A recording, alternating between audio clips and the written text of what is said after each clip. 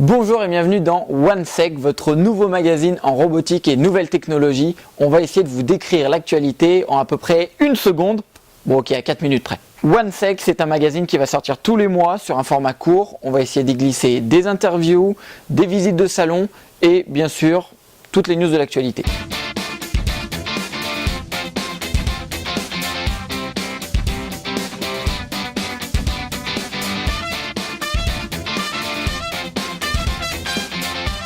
Allez, c'est parti.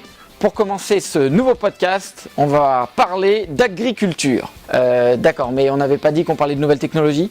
Tout à fait, mais on va parler de nouvelles technologies pour les vaches. Donc il faut savoir que le secteur agricole est devenu un des premiers marchés de la robotique de services professionnels. Et dans ce segment-là, on retrouve à peu près 90% des robots vendus qui correspondent à des robots de traite. Donc le but, c'est d'avoir un robot qui traite les vaches sans aucune intervention humaine. Ce qui fait que la vache choisit le moment où elle va se faire traire. Résultat, un bien meilleur rendement pour l'agriculteur, moins de stress pour la vache, du meilleur lait pour les consommateurs.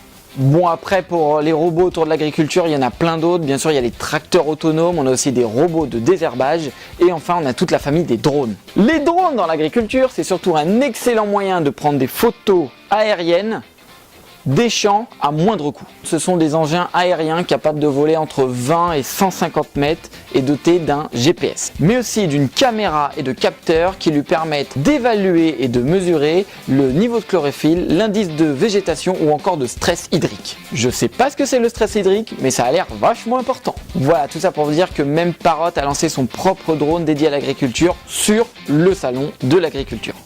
Si on parle de Facebook juste après avoir parlé des drones, c'est parce que le géant américain serait intéressé par le rachat de Titan Aerospace. Titan Aerospace, ce sont des fabricants de drones capables de voler pendant 5 ans sans avoir à se reposer au sol. En effet, l'objectif pour Facebook, c'est surtout de connecter la Terre entière et surtout les régions reculées comme l'Afrique ou l'Alaska pour créer un immense réseau social. Et le drone Solara 60 de cette société pourrait bien être la solution. Alors vous savez, le problème avec les drones, souvent c'est la réglementation. Or là, le but de Facebook, c'est de placer ces drones au-delà de la zone de la FAA qui réglemente ces choses-là pour ne plus avoir aucun problème. Voilà, là on parle quand même de 20 km d'altitude. On pourrait même quasiment parler de satellite et non de drone. A savoir que Facebook n'est pas la seule entreprise intéressée, Boeing est aussi sur le coup. Et maintenant, les Flash News.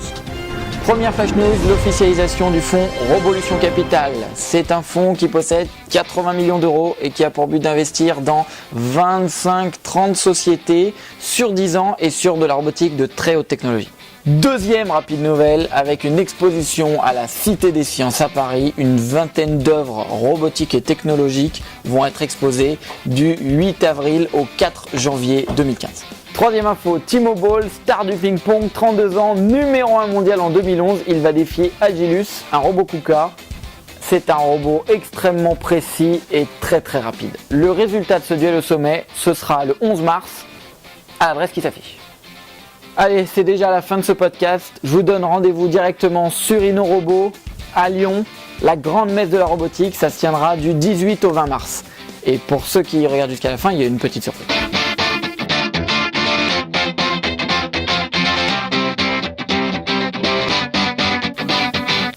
Ah, excusez-moi, je me faisais un petit selfie. D'ailleurs, je pense que vous avez vu le selfie le plus célèbre au monde. Voici notre contribution.